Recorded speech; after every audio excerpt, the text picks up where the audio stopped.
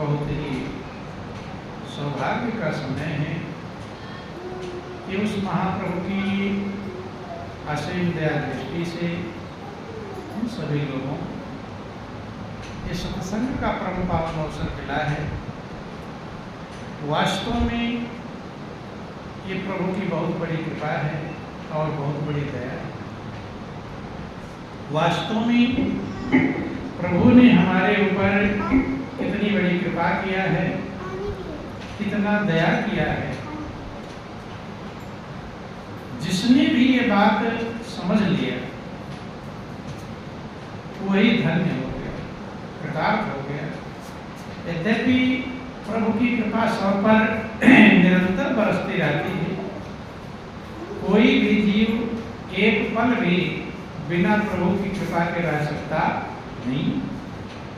एक श्वास हमारे नहीं चलता है कि बिना मालिक की कृपा। तो कृपा सब पर बरसती है, लेकिन कृपा को समझने वाला कोई बिरला भाग्यशाली होता है। और जो जितना प्रभु की कृपा को समझ जाता है वो उतना ही आनंदमग्न हो जाता है, उतना ही शांति पाता है। समझने वाला, एहसास करने वाला, अनुभव करने वाला। जब हम इस दुनिया में आते हैं तो महापुरुष कहते हैं कि ये देव दुर्लभ जिंदगी प्राप्त होती है। बड़े भाग्य मानुष तन पावा, असुर दुर्लभ सब ग्रंथ निगावा।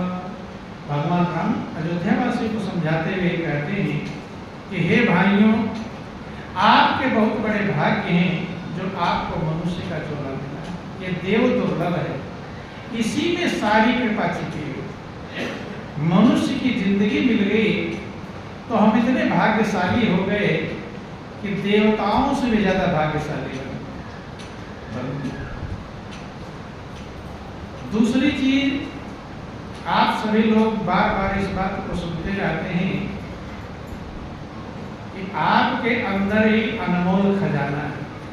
सुनते हैं, सभी लोग सुनते रहते हैं कि सबके पल्ले लाल है और सब ही साहूकार, गांठ खोल पर खा नहीं या विधि रहा। कहते सबके पास लाल है और सब साहूकार है। क्या है? सभी लोग साहूकार, अर्थात सब सेठ हैं, गरीब कोई भी नहीं। लेकिन गांठ खोल परखा नहीं या विद्राह गंगा। अब किसी के घर में करोड़ों रुपया गड़ा हुआ हो लेकिन वो जानता नहीं, पता नहीं है, तो उस करोड़ रुपए का लाभ उठा पाएगा नहीं। इसलिए सभी महापुरुषों ने एक बात समझाया कि तू दीन नहीं, तू हीन नहीं, तू तो इस जग का प्राण सखे। कुछ अपना अंतर खोल जरा, मणि रत्नों का भंडार है। तू ना दीन है ना हीन है, तो तुम तो इस संसार के प्राण हो। कि जैसे पूरे शरीर में प्राण सबसे ज्यादा कीमती है, ऐसे पूरी सृष्टि में मनुष्य सबसे ज्यादा कीमती है। अगर मनुष्य को हटा दिया जाए और सब 84 लाख योनियों में से एक प्राणी को हटा दिया, मनुष्य को, और सारे प्राणी रहें, तो ये दुनिया को चमक दमक किसने बनाया? मनुष्य ने ही बनाया है। तो कहते तू तो इस जग का प्राण सखे, कुछ अपना अंतर खोल जरा, मरत्नों का भंडार है। कुछ अपने अंतर को खोलो, जहां मणि रतन हीरा मोती सब भरा हुआ है। आप लोग भजन भी सुनते हैं कि कोई जानेगा जानन हारा और प्रेमी गुरु बिन जग अंधियारा। या घट भीतर सोना चांदी या ही लगा बजारा, और या घट भीतर हीरा मोती या ही में बरखन होता। अनमोल महापुरुषों ने इस घट को अनमोल खजाना बताया। क्या बताया? खजाना। लेकिन महापुरुष कहते घट ही में अविनाशी, साधु घट ही में अविनाशी रे। और काहे रे नर मथुरा जावे, काहे जावे काशी। तुम्हारे घट में ही अविनाशी परमपिता परमात्मा मौजूद है। अर्थात जो भी महापुरुष आए सबने अंदर की खबर दिया कि अंदर में अनमोल खजाना है। और ये प्रैक्टिकल भी आप लोग देखते हैं कि जिन लोगों ने दुनिया का खूब धन इकट्ठा किया, दुनिया के धन से धनी हो गए, लेकिन अंदर का खजाना नहीं प्राप्त किए, तो वे टेंशन में, बेचैनी में, अशांति में रहे। और जिन लोगों ने अंदर का खजाना प्राप्त कर लिया, चाहे दुनिया के कोई खजाने उनके पास नहीं मौजूद थे। महात्मा बुद्ध, महावीर स्वामी का नाम आप लोग सुनते हैं, थे राजा के लड़के, राजमहल की व्यवस्थाएं थी, लेकिन उसमें भी जब शांति संतुष्टि नहीं मिली तब अंदर के खजाने को ढूंढा। कौन से खजाने को? अंदर। और अंदर का जब खजाना पाया तो वही महात्मा बुद्ध और भगवान बुद्ध कहलाते हैं, जिनके तन पर वस्त्र भी नहीं था पहनने, कपड़े भी नहीं थे, लेकिन इतने महान हो गए कि सम्राट अशोक जैसे उनकी शरण में जाकर शांति प्राप्त करते। कब? कौन सा खजाना था महात्मा बुद्ध के? बाहर वाला कि अंदर वाला? अंदर वाला खजाना। वही शांति दे सकता है, वही सुकून दे सकता है, वही आनंद दे सकता है।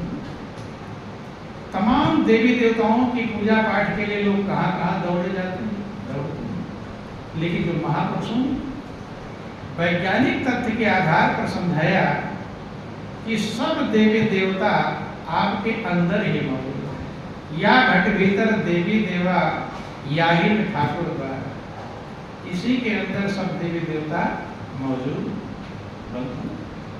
देवता किसे कहते हैं, थोड़ा समझने का प्रयास करेंगे। देवता का मतलब होता है जो कुछ आपको दे, उसे क्या कहते हैं? देवता। जो देता है वो देवता है। इसीलिए जहां से भी कुछ आपको मिलता है उसे देवता कहकर पुकारा गया। जैसे सूर्य से रोशनी मिलती है, जीवनी शक्ति मिलती है, कितनी फसलें संचालित होती हैं, सबका सृजन होता है, तो सूर्य भी एक देवता है। क्या है? देवता। चंद्रमा से शीतलता, क्या क्या मिलता है? चंद्रमा को देवता कहकर पुकारा। जल से आपका जीवन चलता है, जल देव का। मतलब जिससे कुछ आपको मिलता है उसे क्या कहते हैं? देवता। और इसी आधार पर 33 करोड़ देवी देवताओं का वर्णन किया गया। कितने देवताओं का?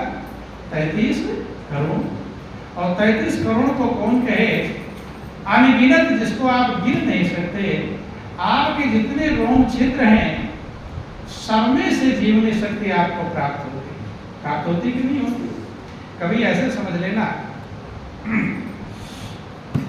जब बरसात होती है तो आप प्लास्टिक का पन्नी वाला कपड़ा पहनते, भीगे नहीं, लेकिन वही पन्नी वाला कपड़ा जब बरसात ना हो, धूप हो रही हो, तब पहन कर देखें, कैसा लगेगा? खुशहाली लगेगी, बेचैनी? क्या हो जाएगी? बेचैनी। क्यों? क्योंकि जो रोम क्षेत्र से हवा पास हो रही थी, वायु एक एक कोशिकाएं ले रहे थे, श्वसन, वो रुक जाता है बंधु। तो इसलिए महापुरुष कहते हैं कि वैसे जो मुख्य देवी देवताओं की पूजा की जाती है वो सब महापुरुषों ने कहा आपके अंदर है। कहाँ है? आपके इस शरीर में 7 चक्रों को महापुरुषों ने समझाया। कितने चक्र को? 7 चक्र। वास्तव में वो चक्र एक शक्ति के पुंज है, शक्ति के स्थान है, जहां से आपके शरीर का संचालन होता है। क्या होता है? संचालन होता है, गतिविधियां चलती हैं। जैसे जगह जगह काम करने के लिए सेंटर बना दिए जाते हैं, तो ऐसे शरीर में 7 मुख्य सेंटर हैं जिससे आपके शरीर का संचालन होता है। महापुरुषों ने चक्र कहकर पुकारा। क्या कहा? चक्र कहकर पुकारा। वहाँ विशेष पावर मौजूद है, विशेष शक्तियाँ मौजूद हैं जो हमारे शरीर को, चूंकि इतना समय हो गया इस शरीर पर रिसर्च करते करते वैज्ञानिकों को, लेकिन शरीर कैसे संचालित होता है, क्या है इसमें, क्या व्यवस्थाएं हैं, अभी बहुत ही कम समझ पाए। यद्यपि हार्ट इत्यादि का ट्रांसप्लांट कर दे रहे, हृदय आपका दूसरा चेंज हो जाता है। और पहले का विज्ञान कितना विकसित था। जब गणेश जी का सर कट गया था तो हेड ट्रांसप्लांट कर दिया गया था।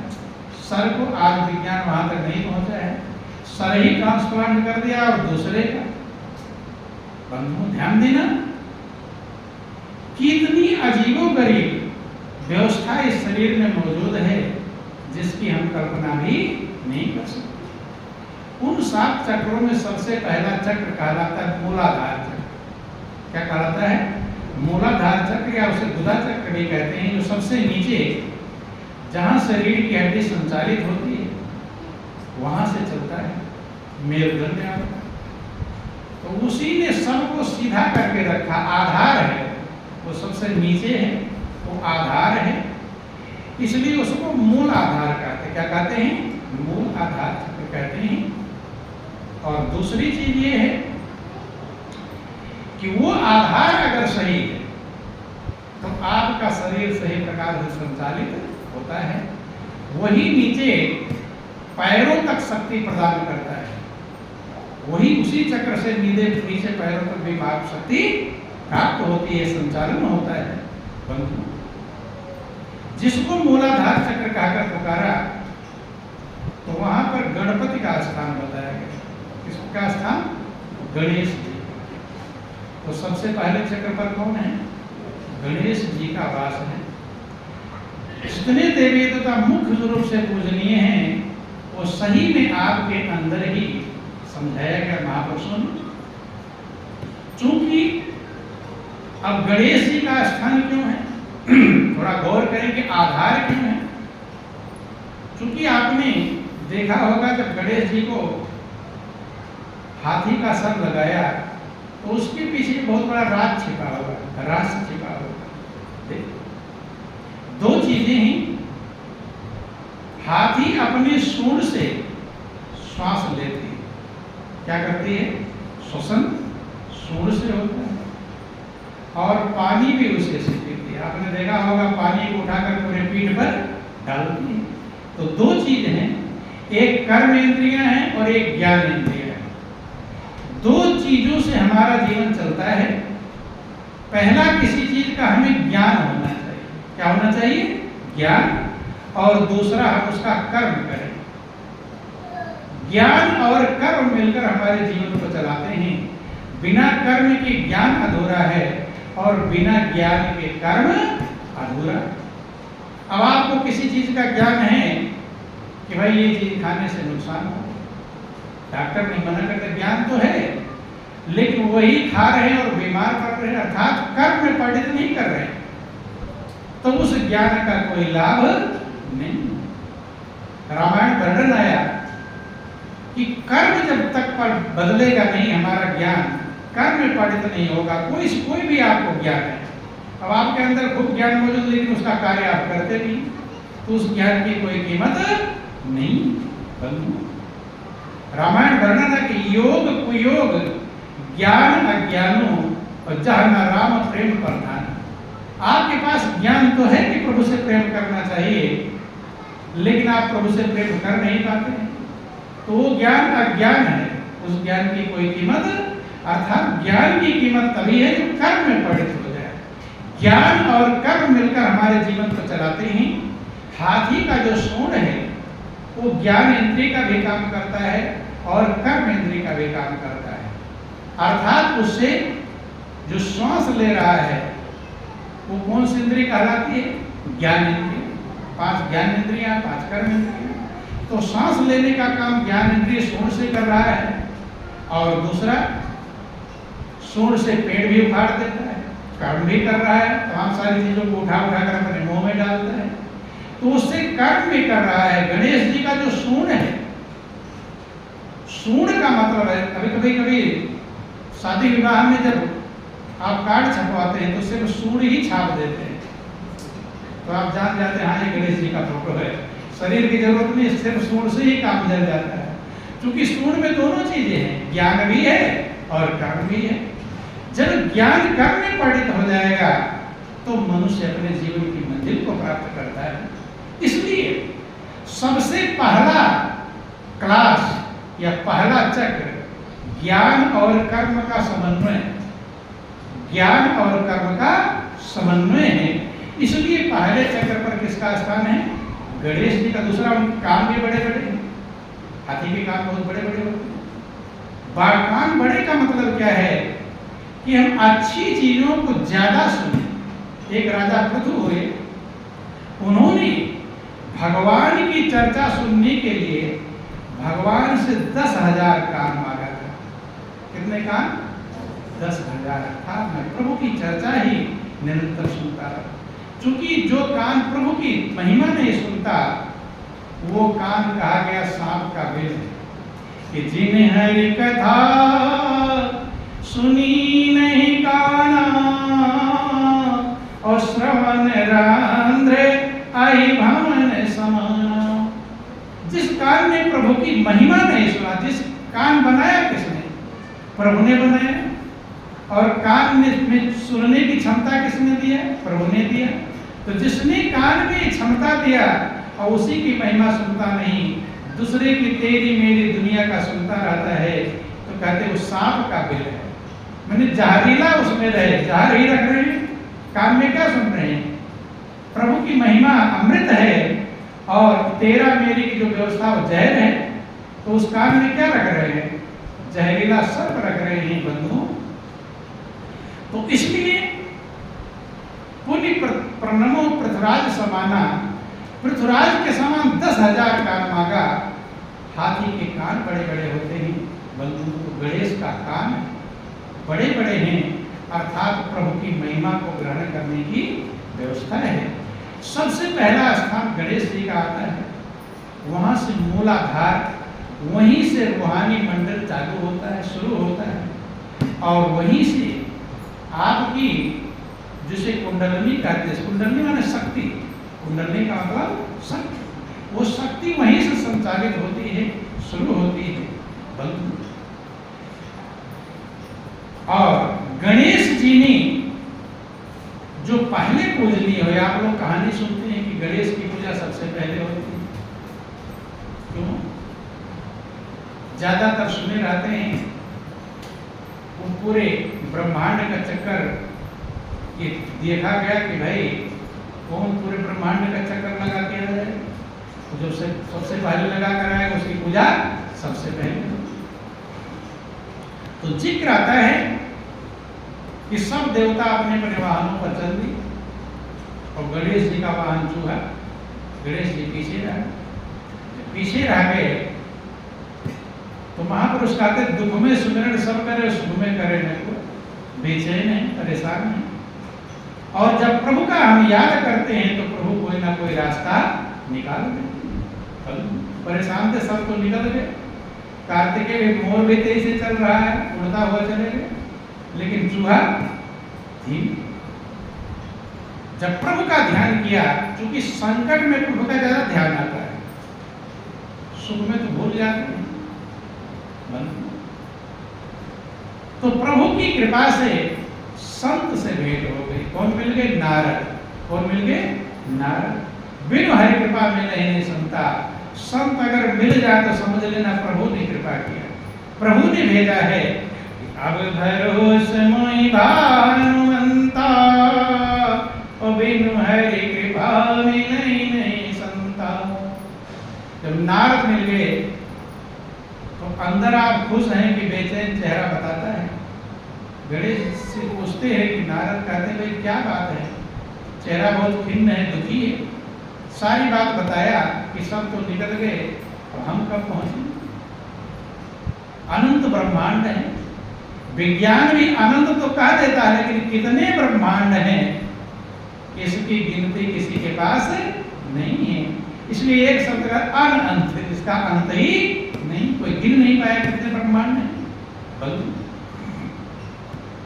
तब उन्होंने कहा अनंत ब्रह्मांड है, कब तक चक्कर लगाओगे? उन्होंने ज्ञान समझाया नारद कहते गणेश जी गणेश, एक शब्द ऐसा है जिसमें सारे ब्रह्मांड समाये हैं। जो ब्रह्मांडे सो पिंडे, जो कुछ ब्रह्मांड में है वो आपके पिंड में मौजूद है। कहे शब्द ही धरती शब्द आकाश, शब्द ही शब्द भयो प्रकाश, सगली सृष्टि शब्द के पाछे, नानक शब्द घटा घटाछे। उस शब्द में सारा ब्रह्मांड समाया हुआ है और वो शब्द तुम्हारे हृदय में ही मौजूद है। उसी में अपने मन को एकाग्र कर लो, उसकी परिक्रमा कर लो। परिक्रमा का मतलब क्या होता है? घेर लेना। परिक्रमा में घेर लेना, अपने में मिला देना, एकाग्र कर लेना। बंधु और कुछ लोग कहते हैं कि गणेश ने अपने माता पिता शंकर पार्वती की परिक्रमा कर ली, लेकिन सही में माता पिता प्रभु का नाम है। कौन है प्रभु का? रामायण रामचरितमानस में लिखा गया कि राम नाम कलि अभिमत दाता, ओ हित पर लोक लोक पितु माता। कहते जो प्रभु का नाम है, जो प्रभु का शब्द है, जो आपको, जिसने आपको रचा, माता पिता को भी नहीं पता कि आप कैसे बन रहे हैं, गोरे बन रहे हैं कि सांवले बन रहे हैं, आंख कैसी लग रही, भूरी लग रही, काली लग रही, ये किसे पता है? कि जो अंदर पावर मौजूद है, शब्द की जो शक्ति मौजूद है, आत्म शक्ति मौजूद है, वो उसका निर्माण करती है। तो कहते हैं वही इच्छित फलों को देने वाला राम नाम कल अभिमत दाता, हित परलोक लोक पितु माता। वो परलोक में हितकारी है, परलोक में और कोई हितकारी नहीं, एक हितकारी है प्रभु का नाम। और लोक पितु माता, लोक में